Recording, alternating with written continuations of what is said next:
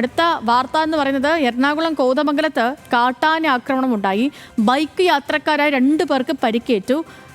കോട്ടപ്പടി വാവേലിയിലാണ് ഈ സംഭവം. നമുക്ക് പ്രതികരണങ്ങൾ കേൾക്കാം അവിടെ നിന്നുള്ള. ആന ഈ വണ്ടി കൊണ്ട് വന്ന് ഫ്രണ്ടിലേക്ക് ഓടി വന്നു വണ്ടി നിർത്തലും ആ മറ്റേ ആന കുഞ്ഞാന ഉണ്ടായിരുന്നു.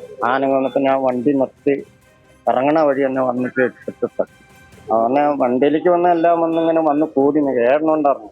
എല്ലാം ഒന്ന് വണ്ടിക്ക് ചിത്രം ചെയ്ത പിന്നെയുള്ള കാരണം അതിന് പേടിയായിട്ട് ഭയങ്കര ചിഹ്നം.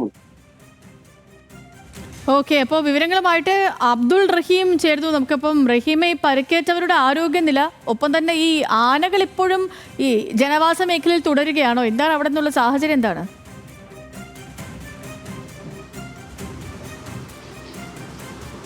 സേതു, ആദ്യം തന്നെ ഈ പരിക്കേറ്റവരുടെ നില അത്ര കണ്ട് ഗുരുതരമല്ല എങ്കിൽ പോലും പരിക്കേറ്റ ഗോപിക്ക് നട്ടെല്ലിന് പരിക്കുണ്ട് എന്നുള്ളതാണ് നമുക്ക് മനസ്സിലാക്കാൻ കഴിയുന്നത്. ഇവർ രണ്ടുപേരും, അതായത് പരിക്കേറ്റ ഗോപിയും അതുപോലെ തന്നെ അയ്യപ്പൻകുട്ടിയും, ഇവർ രണ്ടുപേരുമാണ് ബൈക്കിൽ യാത്ര ചെയ്തിരുന്നത്. ഇവർക്ക് മുന്നിലേക്ക് കാട്ടാനക്കൂട്ടം, ഏകദേശം 7ഓളം കാട്ടാനകൾ ഉണ്ടായിരുന്നു എന്നുള്ളതാണ് ഗോപിയുടെ വാക്കുകളിൽ നിന്ന് നമുക്ക് മനസ്സിലാക്കാൻ കഴിയുന്നത്. ഇവരുടെ ബൈക്കിന് മുന്നിലേക്ക് കാട്ടാനക്കൂട്ടം എത്തുകയും ഇരുവരെയും ആക്രമിക്കുകയുമായിരുന്നു. ഗോപിയാണ് വാഹനം ഓടിച്ചിരുന്നത്. ഗോപിയെ ആന തുമ്പിക്കൈ കൊണ്ട് വീശി അടിക്കുകയായിരുന്നു. അതിനോട് തന്നെ അപ്പോൾ തന്നെ ഗോപി തെറിച്ചു വീണു. ഒപ്പം ഉണ്ടായിരുന്ന അയ്യപ്പൻകുട്ടി ഓടി രക്ഷപ്പെടാൻ ശ്രമിച്ചെങ്കിലും അദ്ദേഹം വീണ് പരിക്കേറ്റു എന്നുള്ളതാണ് മനസ്സിലാക്കാൻ കഴിയുന്നത്.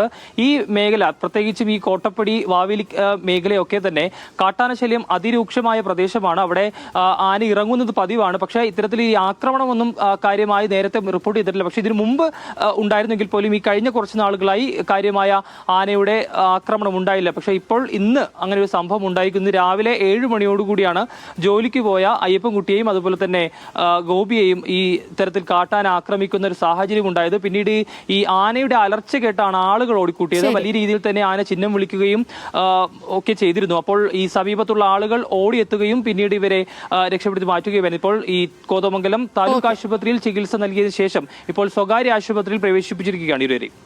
ഓക്കെ റഹീമേ, ശരി.